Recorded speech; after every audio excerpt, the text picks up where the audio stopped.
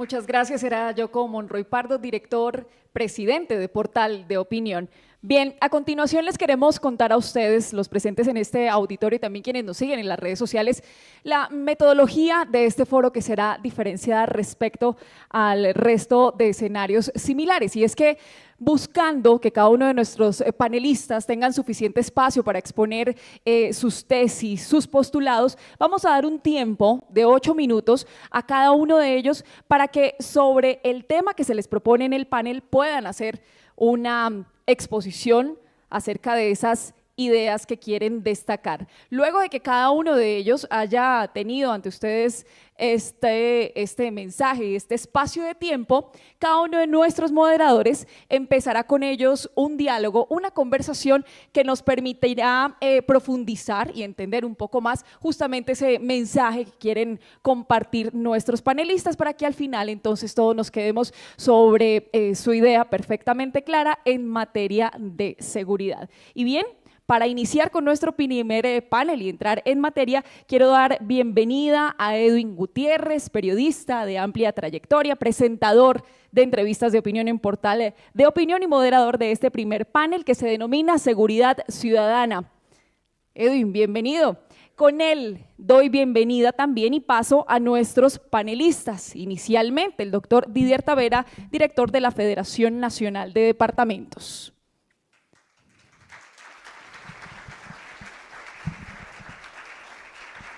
Nuestro panelista, abogado y político colombiano con una destacada trayectoria en la región de Santander, fue gobernador de ese departamento en el periodo 2016-2019, representante a la Cámara entre 2006 y 2010. Como gobernador impulsó importantes proyectos de infraestructura, salud y educación, enfocándose en el desarrollo regional y en la transparencia en la gestión pública.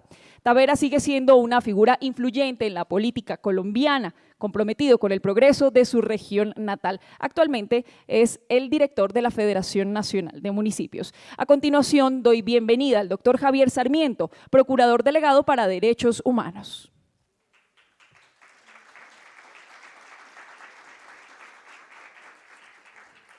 El doctor Sarmiento es abogado de la Universidad Autónoma de Bucaramanga con una maestría en Derecho y especialización en Derechos Humanos de la Universidad Externado de Colombia. Inició su carrera en 2006 en el Ministerio de Defensa y luego la Agencia para la Reincorporación y la Normalización. Fue viceministro de Política Criminal y Justicia Restaurativa en 2020 y ministro de Justicia encargado. Desde 2021 es procurador delegado para la defensa de los derechos humanos. Es conferencista y autor de libros sobre justicia transicional y responsabilidad fiscal. Bienvenido, doctor Sarmiento. Finaliza este grupo de destacados panelistas el mayor general en retiro Jorge Eduardo Mora, asesor en seguridad y defensa nacional.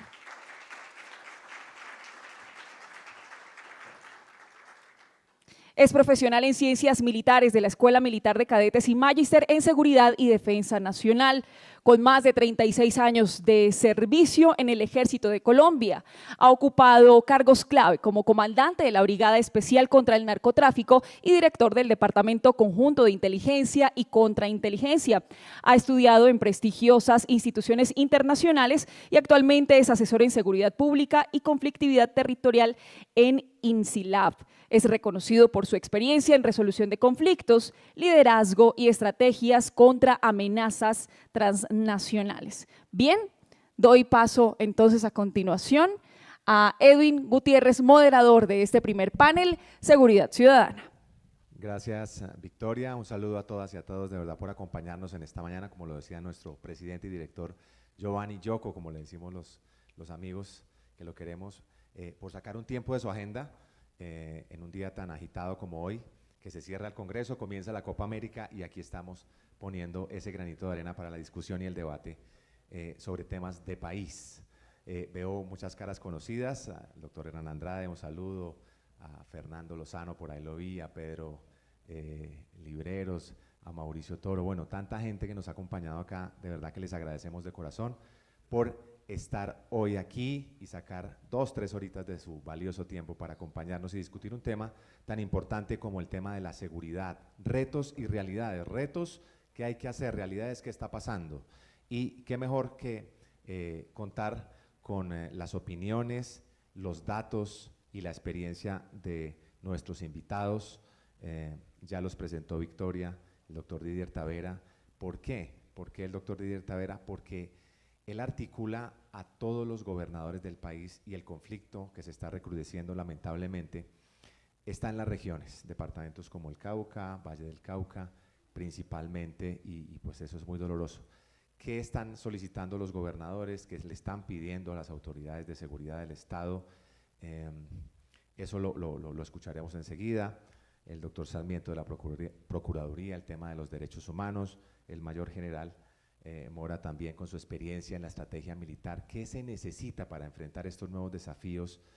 Como lo estamos viendo, el uso, por ejemplo, de drones en el conflicto interno, que es un desafío militar enorme, porque con el uso de un dron se puede hacer mucho daño y nadie lo prevé, nadie lo puede controlar. Entonces le vamos a dar la palabra. Previamente se hizo un sorteo internamente para que organizadamente cada uno de ellos tenga 8 minutos para hablar.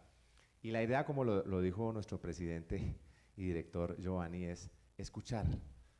Todas las mañanas escuchamos debates en radio y no dejan hablar. Aquí la idea es que nos escuchemos, debatamos argumentos en pro y en contra y saquemos una conclusión favorable para todos. Entonces le doy la palabra al doctor Didier Tavera, director ejecutivo de la Federación Nacional de Departamentos. Muchas gracias. Edwin, muy buenos días, muchas gracias a los compañeros de panel, señor procurador, mi general Mora, y agradecerle al portal de opinión, Giovanni, Yoko, a su familia, muchas gracias, a los asistentes que nos acompañan de forma presencial y desde la virtualidad.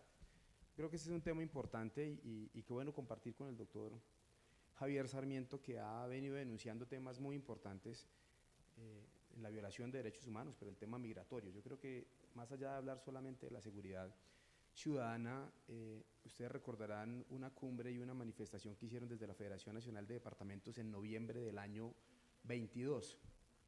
En el año 22 se empezó a manifestar desde Morelia, Caquetá, una cumbre, la difícil situación que se avecinaba y que se avisoraba. Yo no sé si ustedes recuerdan esa imagen nefasta de una volqueta descargando cadáveres en esa zona cerca allí de Morelia, Caquetá, en el año 22. Y desde allí se empezó a denunciar por parte de los gobernadores la carnetización. ¿Y por qué empiezo con estos temas? Para llegar a la ciudad, y aquí que está el senador Andrade del Huila, que sabe cómo está multiplicada la extorsión en el Huila, el secuestro, la intimidación, en el Arauca los homicidios selectivos, los sicariatos.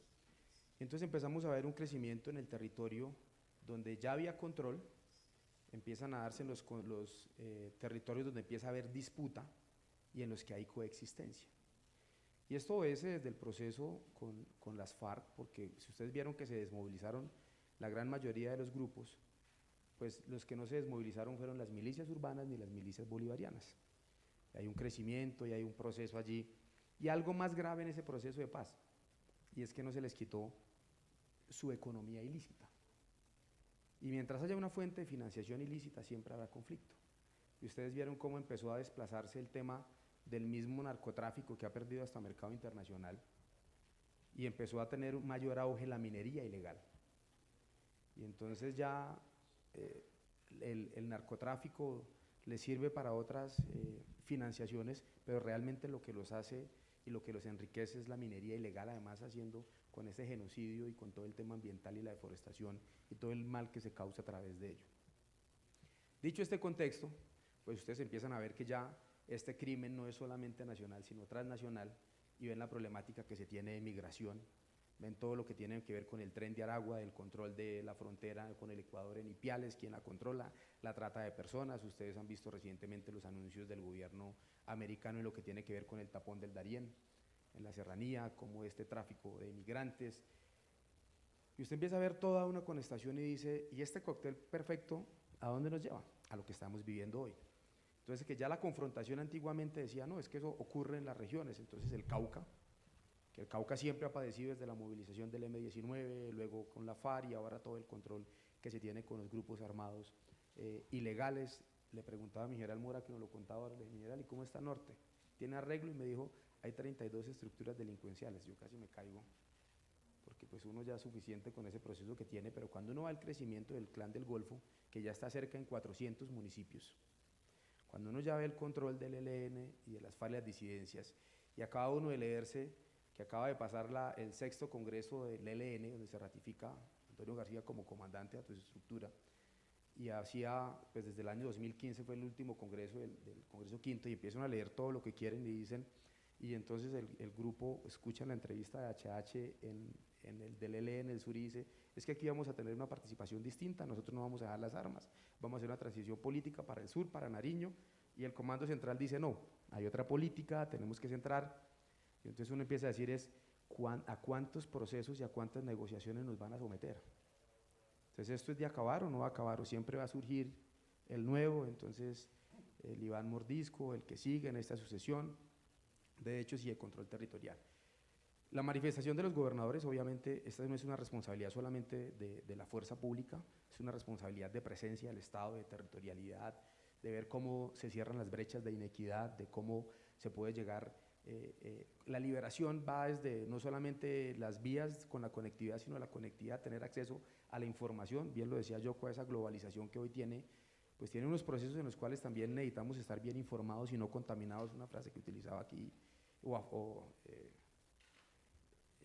afectados, Yoko decía, en los procesos electorales, y yo creo que ese debate tiene que ponerse en la ciudad. Entonces, aquí podríamos hablar de los planes de la convivencia, de la seguridad, de lo que se tiene hoy, de los delitos, de la intolerancia que se tiene en este momento, pues ahí tenemos problemas de conflictos, de feminicidios, violencia intrafamiliar, pero esto hay un control externo de lo que estamos hablando aquí, y ese control externo pasa porque hoy esa seguridad que teníamos en lo rural, que pasaba, hoy está en la ciudad, entonces hoy tenemos que empezar a hablar de tráfico local de estupefacientes. Entonces este año podemos llegar a los cerca del 1.900.000 kilos de clorhidrato de cocaína producidos en Colombia. Entonces aquí felicitamos la política de interdicción que ha hecho el presidente de la República, porque pues hablan los resultados de la interdicción marítima, lo que se ha hecho sin precedentes, incautaciones de alta envergadura. Cuando usted encuentra en un depósito 5.000 kilos de clorhidrato de cocaína, usted dice cuántas se está produciendo en el país. Pues ahí están las cifras. Y pueden incautarse en cerca de 1 millón de toneladas de clorhidrato de cocaína, pero hay otro millón que sale, y en el mundo exterior también ya hay otras preferencias, el fentanilo y demás, los LSDs, pero en Colombia ya no hay microtráfico, es un tráfico local de estupefacientes, y ese tráfico local de estupefacientes es el que lleva al control de las fronteras invisibles, al financiamiento de las bandas. Entonces ya usted se vuelve una holding, esto es un outsourcing, entonces usted le dice, yo le tengo el ladrón, le tengo el sicariato, le tengo el de la extorsión, el de la trata de personas, entonces hay un multicrimen ahí relacionado, pero detrás hay una estructura grande que es la que sirve de sombrilla para poder generar el caos, porque pues todo aquel que está resguardado en una cárcel tiene una estructura. Ustedes han visto lo que está ocurriendo en el Valle, en Jamundí, lo que está ocurriendo en algunas zonas del país donde el Estado dice hoy, ¿qué tenemos que hacer? Y el mensaje, porque aquí, además de agradecerle a Yoko por reconocer a los búcaros,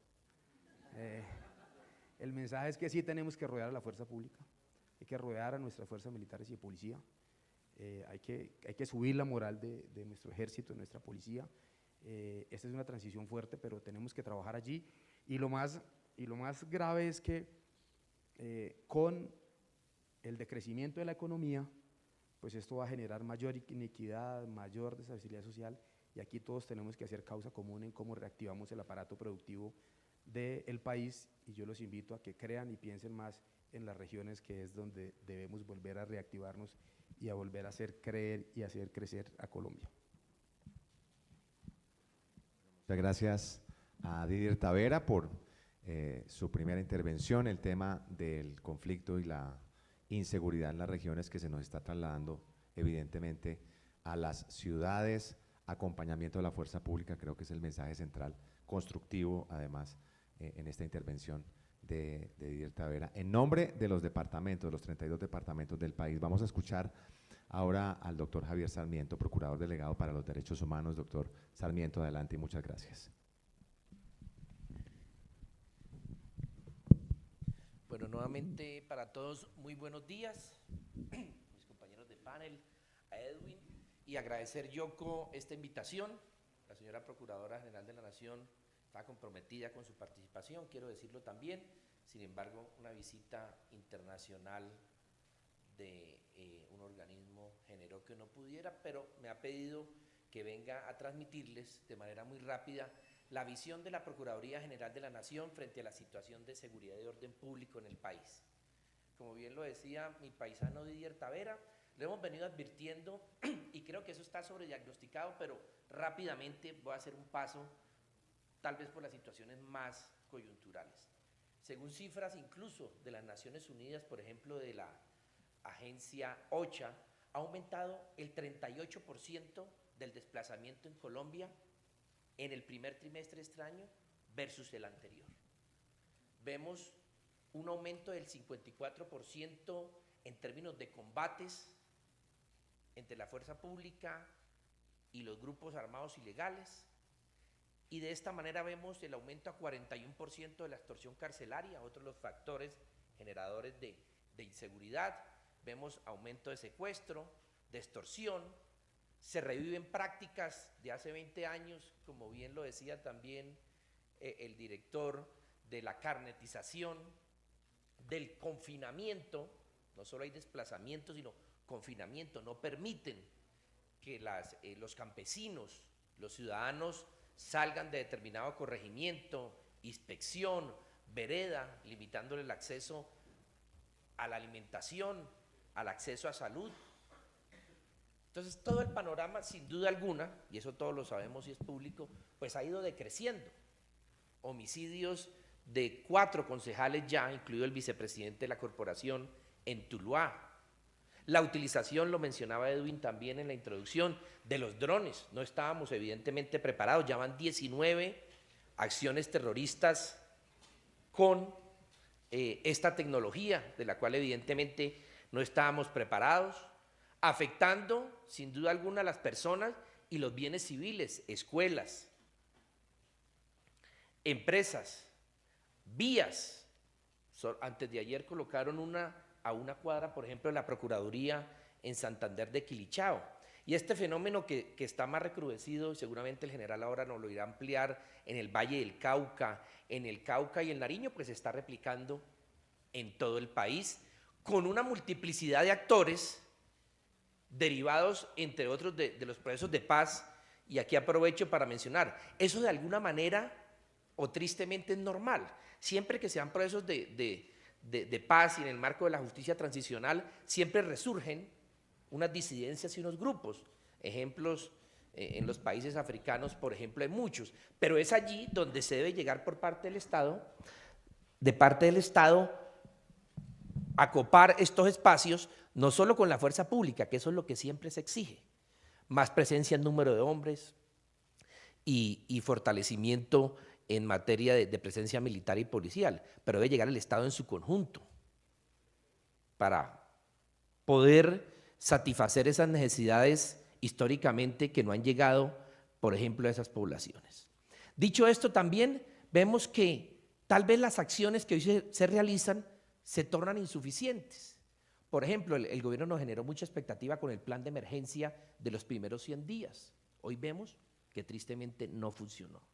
Después se implementan los famosos puestos de mando unificado, que aquí le agregaron por la vida.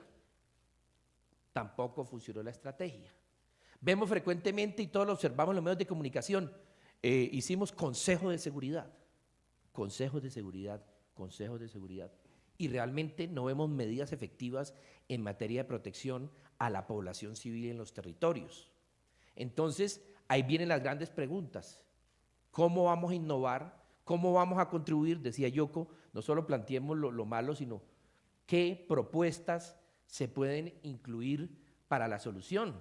Tenemos también una gran problemática migratoria en el país, y no por los 500.000 personas que pudieron haber pasado el año pasado por el tapón del Darién, que todos nos centramos tal vez en este sector del país, en Necoclí, Acandí, Capurganá, que puede ser lo más visible. Tenemos una problemática de migración en San Andrés, una migración VIP, de hasta $5.000 para irse por San Andrés, Nicaragua, y por supuesto seguir subiendo hacia los Estados Unidos. Tenemos una problemática de migración, tú lo mencionabas, También en el Guainía, una migración pendular, producto de la minería ilegal, entra al contexto este otro actor de economías ilícitas. Tenemos también una falta de control o una inacción del Estado en control en la frontera con Ecuador. Están pasando personas de 123 nacionalidades por Colombia. Y la preocupación, y por supuesto que no podemos estigmatizar porque migrar es un derecho y debe ser ordenada, segura y regular, pero sí, y aquí quiero dejar este punto, tal vez para que lo discutamos en la segunda ronda, de la afectación de la migración a la seguridad nacional. Todos nos centramos en el tema humanitario, como es natural. No hay ayudas humanitarias, el gobierno no está haciendo que la migración sea segura, ordenada y regular, no se está cumpliendo la política integral migratoria, pero ¿será que estas personas que vienen de Afganistán, Bielorrusia, Guinea del Norte, en frontera con Irán y demás, están viniendo a Colombia solo a migrar hacia los Estados Unidos? ¿O hay vínculos del ISIS y estos otros grupos con esta multiplicidad de actores, que Estado Mayor Central, que Segunda Marquetalia, que Clan del Golfo, que Conquistadores de la Sierra? Vemos el surgir de una banda como la Inmaculada, que era una banda tal vez pequeña en un municipio como Tuluá, ahora con un reconocimiento nacional y con una capacidad tan fuerte. Es decir, aquí están pasando muchas cosas que las podemos perder de vista, pero que están afectando sin duda alguna todo lo que tiene que ver con la seguridad. ¿Qué hacer? Creo que los alcaldes y gobernadores están en un momento histórico en el que hay un deterioro de la seguridad en todos los municipios, como lo clama la gobernadora Dilian Francisca, como lo claman los demás gobernadores y gobernadoras, pero están creando unos planes de desarrollo, muchos ya aprobados, tienen otra fase ahorita importante, del diseño e implementación de sus planes integrales de seguridad y convivencia, los famosos PISC. Es un momento importante y por supuesto apalancándose en el gobierno nacional como corresponsable, por ejemplo, con los fondos Fonsecon, con los fondos de seguridad que tiene el gobierno nacional, con los Fonset que tienen los alcaldes y gobernadores. Allí hay una oportunidad para innovar y en mi criterio, repito, nunca va a ser el suficiente el número de hombres y no los vamos a tener, en especial con esta deserción masiva, por una parte, y lo otro por la desvinculación ordenada por el gobierno nacional. En tanto, hay una proporción muy simple, tal vez 300 policías cuidan 100.000 habitantes.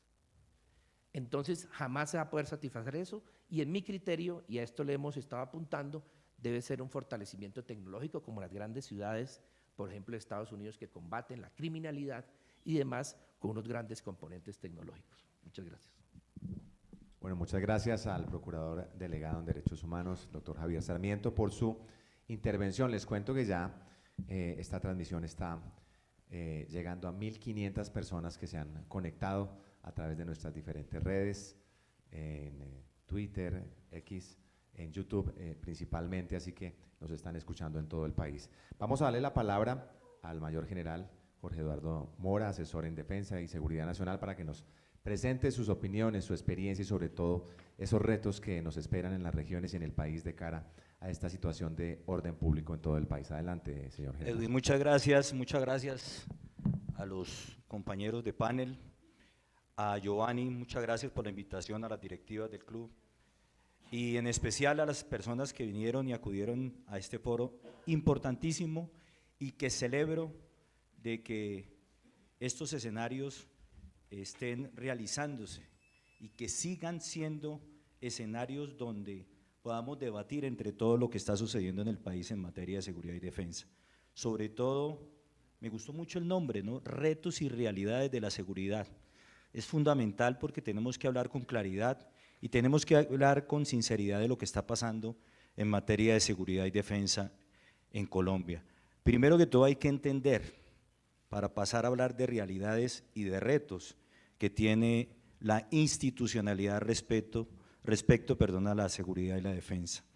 Primero que todo hay que entender algo, el conflicto colombiano y la guerra en Colombia tiene una correlación directa con el aumento de los factores y actores de inestabilidad, en especial el narcotráfico y la minería ilegal.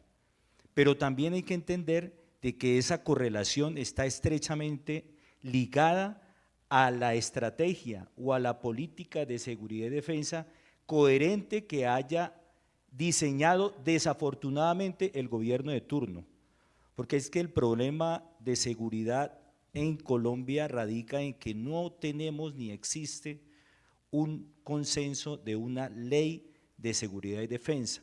Eso quiere decir que mientras no haya una ley, cada gobierno diseña una política de defensa y seguridad que él considera más adecuada para el contexto y la situación que esté viviendo el país. Hago un paréntesis. La política de defensa y seguridad que diseñó este gobierno es una política de defensa y seguridad diseñada para un caso hipotético de paz total. Es decir, daba por hecho que ya íbamos a lograr la paz total o que vamos a lograr la paz total. Quiere decir que ahí ya hay una falla del contexto o el nivel estratégico de la concepción del conflicto y de la guerra que estamos librando en Colombia. Y ahí hay un error grave. Otro error es que desconocemos desafortunadamente el contexto y el concepto de seguridad y defensa, los separamos. Y ahí es donde quizás yo creo que ha habido un grave error continuo de muchos de los gobiernos que no han sabido interpretar qué es lo que sucede en el país en materia de seguridad y defensa. La seguridad y defensa está estrechamente correlacionada. ¿Por qué? Porque la seguridad es un fin del Estado y el medio es la defensa nacional. Hay que interpretarlo y entenderlo de esa forma para, vuelvo y reitero, entender los errores que hemos cometido. ¿Qué tenemos que entender también en materia de seguridad y defensa? Que el enemigo o la amenaza que hemos afrontado durante más de 60 años en Colombia es una amenaza común y es una amenaza que yo quiero traer a colación ese término, que establece y ha establecido durante más de 60 años en Colombia la combinación de todas las formas de lucha. ¿Y qué significa esto? Para no extenderme en un concepto que es inmenso y muy amplio, que para ellos lo político y lo armado debe ir paralelo para alcanzar sus fines. Entonces, esto es muy importante. Entendiendo esto, miremos cuáles son las realidades de Colombia.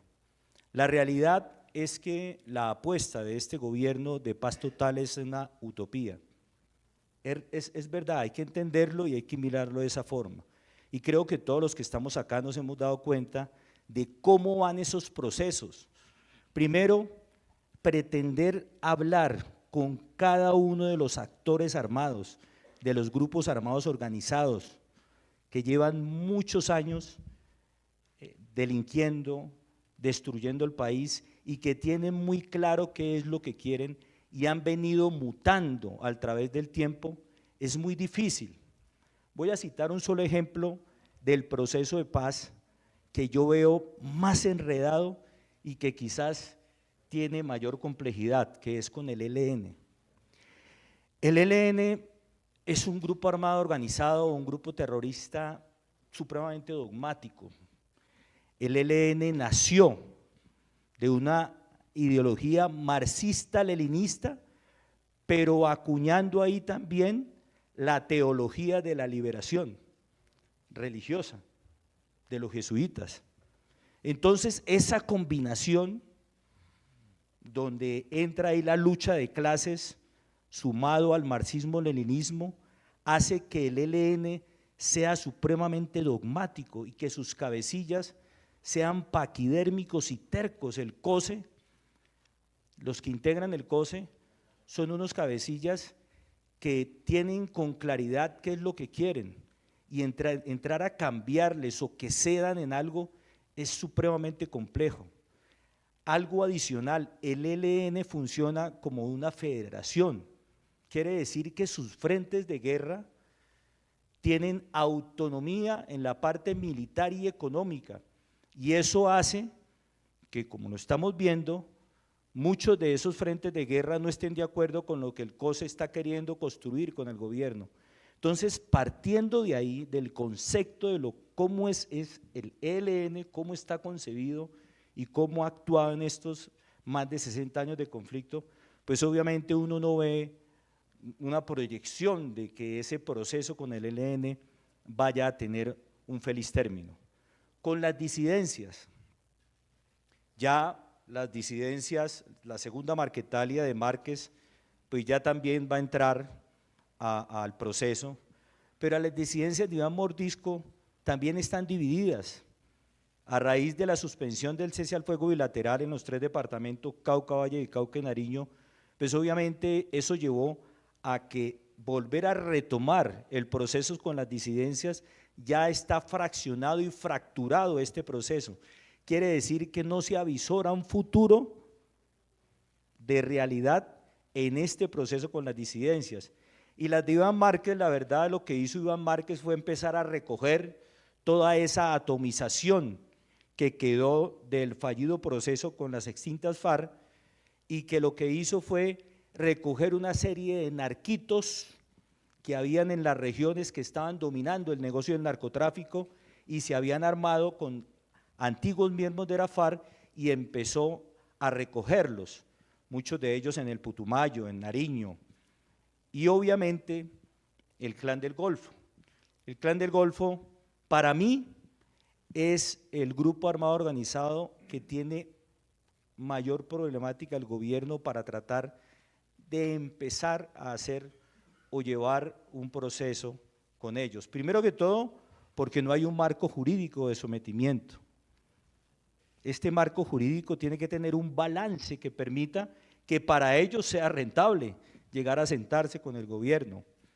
Yo tuve la experiencia de liderar junto con el general Vargas de la policía la campaña militar y policial Agamenón.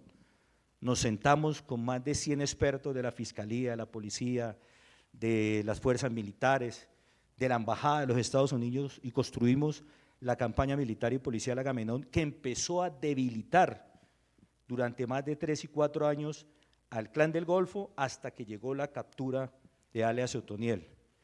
Y mis respetos al mando institucional, pero creímos que con la captura de Otoniel empezaba el declive del Clan del Golfo, y resulta que esa campaña finalizó. Y resulta que esa campaña nunca debió haber parado, porque el Clan del Golfo estaba en declive, y la captura de Otoniel fue un golpe duro, y que no supimos hacer una explotación de ese gran éxito. De materia que las realidades del proceso de paz total, que es la apuesta principal de este gobierno, que le ha venido cambiando, nos hemos dado cuenta, ya muy poco habla de la paz total porque se dio cuenta que era una utopía, un absurdo, de manera que esta realidad es incierta y hay que entenderlo. Otra realidad es la situación de la fuerza pública. La fuerza pública hay que aceptarlo, se ha venido debilitando, partiendo de lo que todos conocemos. Lo primero que hizo el gobierno, salir de 60 generales de la fuerza pública, del ejército y la policía en especial. Fíjese que la Armada y la Fuerza Aérea no tocó, no retiró o no llamó a calificar servicios o no tuvo en cuenta en la línea de mando generales de la Armada y la Fuerza Aérea, los dejó. Se centró en el ejército y la policía, porque sabía que ahí estaba el punto clave y neurálgico de la experiencia y conocimiento en la guerra. Ahí empezó el primer debilitamiento de la fuerza pública, en especial de las fuerzas militares. El segundo ha sido el tema de la obsolescencia en el material estratégico y táctico. El material estratégico, hablando de aeronaves de la Fuerza Aérea, este es el momento en que ya van a quedar en tierra los aviones que permiten hacer ataques estratégicos y permiten el apoyo aéreo cercano de las tropas en tierra. Los helicópteros también han sufrido problemas. Aparte de esto, el gobierno le da por romper relaciones con Israel cuando todas las comunicaciones, la red táctica de comunicaciones de las fuerzas militares, de la fuerza militar en especial, de la policía no completamente, pero toda depende de una red de fabricación israelí, de la empresa Tadiran. municiones para ir entrando en materia de temas tácticos, las municiones especiales que adquiere el ejército, municiones calibre 7.62, 5.56, es la abonada, que no la fabrica Intumil, es decir, la munición para las ametralladoras, que son las armas de acompañamiento, se le compra a Israel. Bueno, pueden haber otras empresas, pero iniciar un proceso dura casi un año para que el elemento llegue al soldado. Y Colombia, el Ejército Nacional en especial, ya tenía contratos con Israel, con industrias y empresas israelíes, y los suspendieron desde el año pasado para hacer entrega en octubre, y lo suspendieron, quieren decir que inició el proceso para hacer entrega el año entrante. ¿Y qué van a hacer las municiones con la tropa? ¿Cómo va a hacer con las municiones?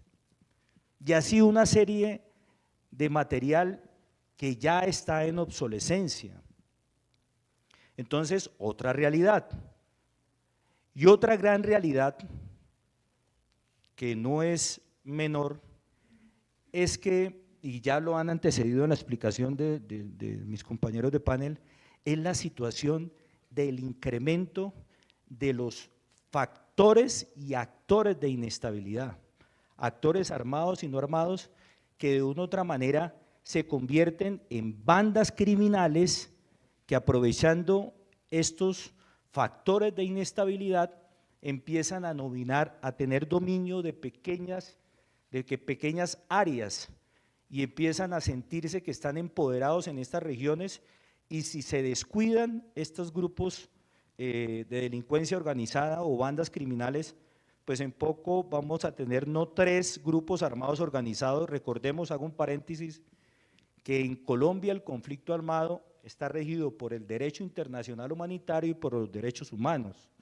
Los grupos armados organizados, que son 3 en Colombia, el ELN, las disidencias, las 2 disidencias y el Clan del Golfo, el gobierno o el Estado lo puede atacar con toda su capacidad dentro del marco de los derechos humanos. Por eso se bombardeaban, por eso se atacaban con el poder de las fuerzas militares. Las bandas criminales o los grupos de delincuencia organizada se atacan dentro del marco de los derechos humanos, por eso es más policivo. Entonces, estas bandas criminales están empezando a tener y adquirir una capacidad que en cualquier momento, por ejemplo, el Tren de Aragua ya tiene 3.000 integrantes en armas, ya tienen en algunas regiones armas de acompañamiento, ya no es la pistolita, el revólver. Entonces, si estas bandas o criminales se descuidan, van a pasar a ser grupos armados organizados, con un mando organizado, con un control territorial, y esto es muy grave.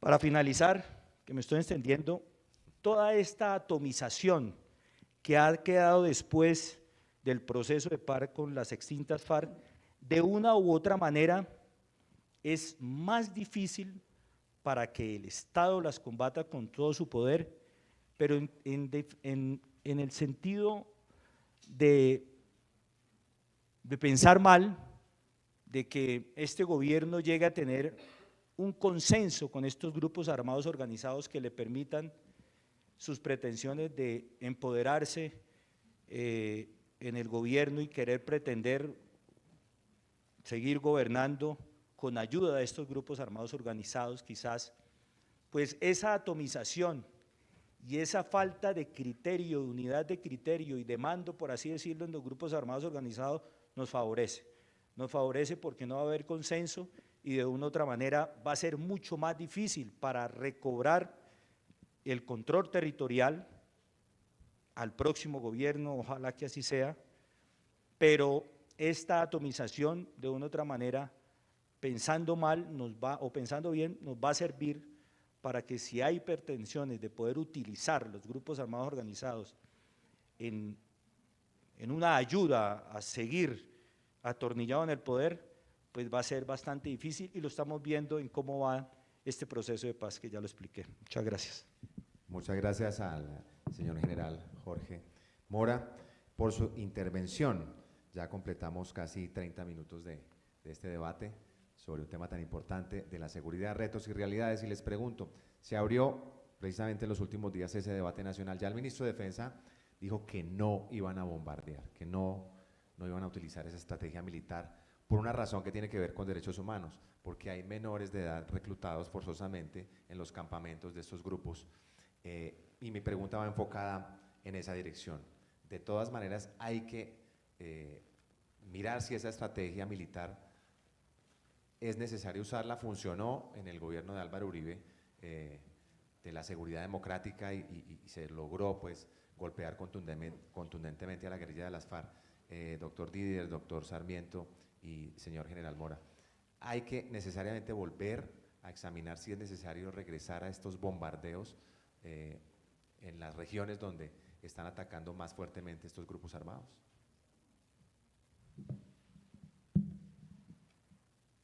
Yo lo que diría es que los grupos al margen de la ley, con intención, con voluntad o sin voluntad, desaprovecharon un momento histórico que le tendió el gobierno nacional. O sea, no van a encontrar otro gobierno que les pueda decir, yo me voy a sentar a negociar con todas las estructuras delincuenciales.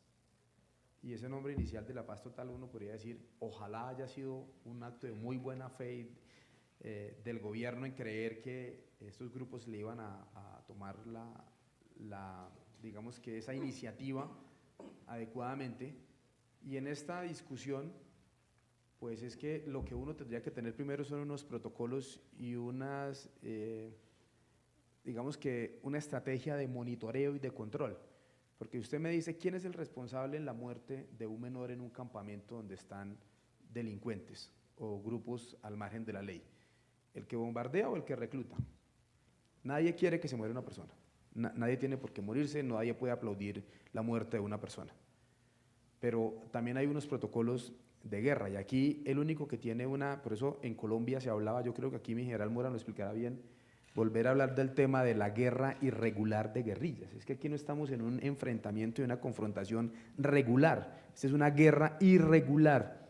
Y frente a esa guerra irregular, pues el único que está obligado a cumplir esos protocolos es el Estado. Los grupos insurgentes al margen de la ley no lo están, pero claro que no se debería morir ni una sola persona y menos el exterior. ¿Que hay que tener tácticas de guerra? Efectivamente hay que tener tácticas de guerra. Y en ese proceso, pues aquí lo hemos visto, hoy uno diría reprochable o condenable el bombardeo en Ecuador cuando murió Raúl Reyes o no, pero pues usted ve un avance y un proceso. Uno diría hoy los cadetes de la escuela de policía en Bogotá que no habían graduado, que lo único que tenían en su mano eran libros y tablets, que fueron asesinados allí por el ELN. Entonces uno dice, ¿cuál es la práctica? Y es donde uno habla, y esa es una evolución de la guerra del ELN en ser más efectivos. Entonces yo lo que sí creo es que usted debe responder con la contundencia cuando usted le da una oportunidad y no la aprovecha, porque aquí también el Estado debe actuar con la contundencia y con la fuerza que tiene el Estado para someter y para restablecer el orden, porque aquí también hay que proteger a esas familias y a esos menores que están siendo reclutados.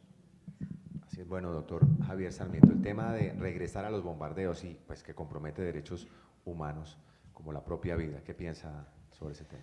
Bueno, me ponen aprietos porque no les he contado, yo investigo los militares y policías, tengo tal vez 1000 procesos por esos aspectos, entre otros, por varias operaciones beta, bombardeos y demás. Entonces, no voy a entrar a decir sí o no, para no meterme ahí en problemas, pero sí quisiera hacer tal vez 3 consideraciones. La primera, sumado a lo que decía el general o complementando, no hay marco jurídico para esas negociaciones. Recordemos que la Corte Constitucional declaró en gran parte inexequible la famosa Ley de Paz Total, la Ley 2272. Entonces, ahí tenemos una dificultad grandísima porque si bien la intención, como lo dices tú, puede ser buena de tratar de negociar con todos a la vez, que nunca se había visto, pues, ¿qué se les puede ofrecer? Nada diferente a lo que es la justicia ordinaria. Y eso va a generar que no llegue esto a buen puerto, porque no van a haber beneficios atractivos o llamativos, como en el caso con la FARC fue la justicia transicional, las penas propias, impropias, y todo este aparataje de la JEP que se creó, y eso va a generar una dificultad y de pronto va a generar un resurgimiento y un fortalecimiento mayor. Segundo, en el marco de los cese al fuego bilateral, pues claramente no ha ocurrido en la práctica o en el papel tal vez, pero ¿qué han hecho? Fortalecerse estos grupos. Ha aumentado el 79% el reclutamiento de niños, niñas y adolescentes. Esto es gravísimo. Y niños y niñas indígenas, por ejemplo. Entonces, contrario a lo que pudiéramos pensar, que hay un cese al fuego bilateral, que bajan las hostilidades y las confrontaciones, por el contrario, están aumentando. Y tercero, frente al punto de las operaciones militares, más allá de decir sí o no, pues el derecho internacional humanitario es sumamente claro, y por supuesto que no va a pretender dar una clase aquí de esto, que es bien aburrida tal vez, pero hay unos principios, principio de distinción, principio de proporcionalidad, es decir, si algo tiene experiencia nuestro ejército colombiano y nuestra fuerza militar es el planeamiento de operaciones. Eso es evidente, tal vez con los errores que pueden existir y ya frente a la responsabilidad penal y disciplinaria de manera individual de cada uno de ellos. Pero aquí hay mucha experiencia. Hay una doctrina que llama la atención, que uno pudiera pensar que era del anterior gobierno, que viene en evolución, que es la doctrina de Damasco General, y que aquí no se ha cambiado. Aquí hay un derecho internacional humanitario, están los convenios de Ginebra, que regulan todo lo que tiene que ver con las hostilidades y las confrontaciones. Entonces ellos, la respuesta podría ser, Edwin, tendrán que evaluar, o sea, las normas internacionales y nacionales ya son sumamente claras, y tendrán que hacer la evaluación si corresponde adelantar este tipo de operaciones con bombardeos o beta, como se conocen tradicionalmente. Muchas gracias al señor procurador. Entendemos esas limitaciones que tiene, pero muchas gracias porque nos da claridad en su respuesta. Señor general, ya usted lo dijo, por cuenta de esta ruptura de relaciones con Israel, nos quedamos pues sin parte de esa aviación militar. El tema de Rusia-Ucrania también afecta, también el tema de los helicópteros. Y el ministro de Defensa ya dijo esta semana, no vamos a bombardear. Entonces, ¿cuál es la salida militar o la respuesta militar a este tema tan delicado, sobre todo en el Cauca y en el Valle del Cauca, que algunos ya están, por ejemplo, el alcalde de Cali ya está diciendo hay que volver a los bombardeos y hay una discusión nacional? ¿Cuál sería la solución? Porque vemos que no va a ocurrir, el gobierno seguramente no va a activar estas operaciones militares aéreas. Gracias, sí, no, a mí me parece terrible eso, porque, ¿por qué? Si hay algo que le temen los grupos armados organizados y sobre todo sus cabecillas es al bombardeo, y lo han dicho, Timochenko lo dijo en varias declaraciones, que él no dormía tranquilo, medio escuchaba un avión y eso salían corriendo. Entonces, el bombardeo es una herramienta estratégica y el planeamiento de un bombardeo es una operación especial, no es que se le ocurrió a un comandante de brigada y división, vamos a bombardear a un grupo que se encuentra en determinado sitio, no, esto es una operación especial quirúrgica, muy bien planeada, con base en un informe de inteligencia, con base en unas reglas de enfrentamiento, de manera de que cuando se hace un bombardeo no se hace de manera improvisada, se hace dentro del marco, ya le dijo el doctor Sarmiento, dentro del marco del derecho internacional humanitario, que es el que permite el empleo del bombardeo a un grupo armado organizado y a un objetivo con los principios que ya mencionó el doctor, de manera de que considero que el bombardeo en Colombia marcó un quiebre en la guerra y que si no vuelven y si el ministro considera y dice que no pueden haber bombardeos, esto es supremamente delicado para la seguridad y defensa nacional. Muchas gracias al señor general. Les cuento que ya llevamos 9.400 visualizaciones y 2.400 personas conectadas a este primer foro de seguridad, retos y realidades. Hagamos una respuesta final porque ya me dicen que nos quedan 5 minutos sobre la política de paz total que también se ha tocado. ¿Qué ajuste le harían? Porque evidentemente el gobierno va a seguir defendiendo y desarrollando su política de paz total. ¿Qué ajustes se le podrían hacer a esta política para que realmente dé resultados prontamente y no sigan las regiones siendo martirizadas por el accionar de estos grupos criminales que evidentemente para negociar se fortalecen militarmente, que es una vieja estrategia de estos grupos armados? ¿Qué se podría ajustar en estos 2 años para que esa política de paz total realmente funcione? Le pregunto al doctor Didier, al doctor Javier y al general. Bueno, yo aquí haría una referencia a lo que dijo la Corte Constitucional, vuelvo y repito, cuando estudió la ley de paz total que es la ley 2272, en la sentencia C525 del 2023. Primero, eso se lo debe dejar al legislador. Digamos que esa sería una primera respuesta. Debe ser el Congreso de la República el que legisle y regule lo que tiene que ver con el sometimiento, porque el general da una explicación muy clara, pero que pudiera pasar desapercibida. Una cosa son los grupos armados, organizados al margen de la ley, a la luz del derecho de Ginebra, que deben tener un mando responsable, debería decir es irresponsable, operaciones militares sostenidas y ocupación de una parte del territorio. Eso es como para dummies lo básico del derecho de Ginebra en este punto. Claramente estas otras bandas, por ejemplo, incluso los mismos que están detenidos con los que hemos estado conversando en la cárcel Bellavista de Medellín, que son todos estos grupos criminales de Antioquia, pues no tienen claramente esa connotación. La banda Inmaculada, al liderazgo de este Pipe Tuluá, no la tiene, y así otros grupos no tienen esta categoría, por lo cual le corresponde al legislador. Eso es lo primero que hay que hacer, que el Congreso de la República legisle sobre esta materia, como quiera que ya le dijo la Corte Constitucional al gobierno que no lo puede hacer. Yo creo que ahí hay un punto interesante. Si bien se mantiene vigente la ley 418 del 97, que es la ley de orden público que todos conocemos, perdón, esta solo permitiría ese marco jurídico, que fue el que sirvió para La Habana, entre otros, y para las autodefensas, solo pudiera servir actualmente para el ELN, en tanto la definición que se trae del derecho internacional. Muchas gracias. Bueno, doctor Didier, su respuesta, ajustes a la política de paz total. Necesariamente debería haber existido un marco jurídico que establezca también mecanismos de control, de verificación, de monitoreo, avances, de seguimiento, y adicional, en nuestras regiones y en nuestros pueblos dicen que el que mucho abarca poco aprieta. Y entonces usted no puede garantizar y decir que me voy a sentar con todas las estructuras delincuenciales del país, bien lo decía el general, bien lo decía el procurador Sarmiento.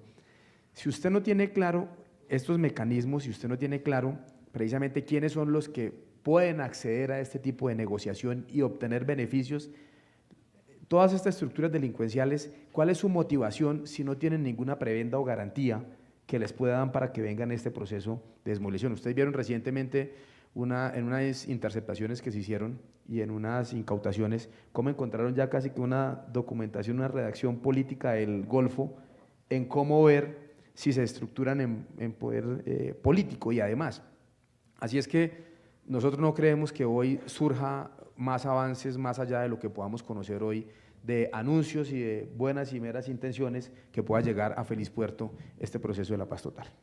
Bueno, muchas gracias. Finalmente, señor general, brevemente, ¿ajustes a la política de paz total? Sí, total. El principal ajuste es el cese al fuego bilateral, que es el que ha permitido que los grupos armados organizados se fortalezcan, crezcan y estén ocupando grandes porciones del territorio nacional, controlando territorios. De manera de que la paz la han intentado todos los gobiernos, no ha habido un solo gobierno que no haya querido acercarse a hablar con los grupos armados y terroristas. El problema principal de este proceso de paz total es el cese al fuego bilateral, porque el único que lo aprovecha son ellos. De manera que ahí es donde está el punto. Se necesita empezar a reevaluar en qué regiones definitivamente debe suspenderse el cese a fuego bilateral, que haya una ofensiva de parte de la fuerza pública, o si es necesario hacerlo ya a nivel nacional y seguir con los diálogos. Es que lo que hizo este gobierno fue regalarles el territorio con el cese al fuego bilateral, mientras que la fuerza pública ve pasar permanentemente los grupos armados sin poder hacer nada. De manera de que, ¿qué le cambiaría yo a esto? Finalizar el cese al fuego bilateral y continuar el proceso como se hizo, como se ha hecho en todos los procesos históricamente. El cese al fuego bilateral no sirve para la institucionalidad, ni mucho menos para la seguridad y defensa nacional. Bueno, muchas gracias al señor general Jorge Mora por sus apreciaciones, al procurador delegado para los derechos humanos Javier Sarmiento también por sus conceptos muy claros y al doctor Didier Tavera, el director ejecutivo de la Federación de Departamentos también porque aquí está también La Voz de las Regiones, y a quienes están conectados, ya llegamos cerca a 10.000 visualizaciones y 2.500 personas conectadas. Seguimos con el siguiente panel. Victoria, tome usted, el balón está en su cancha, y gracias a nuestros panelistas. Muchas gracias.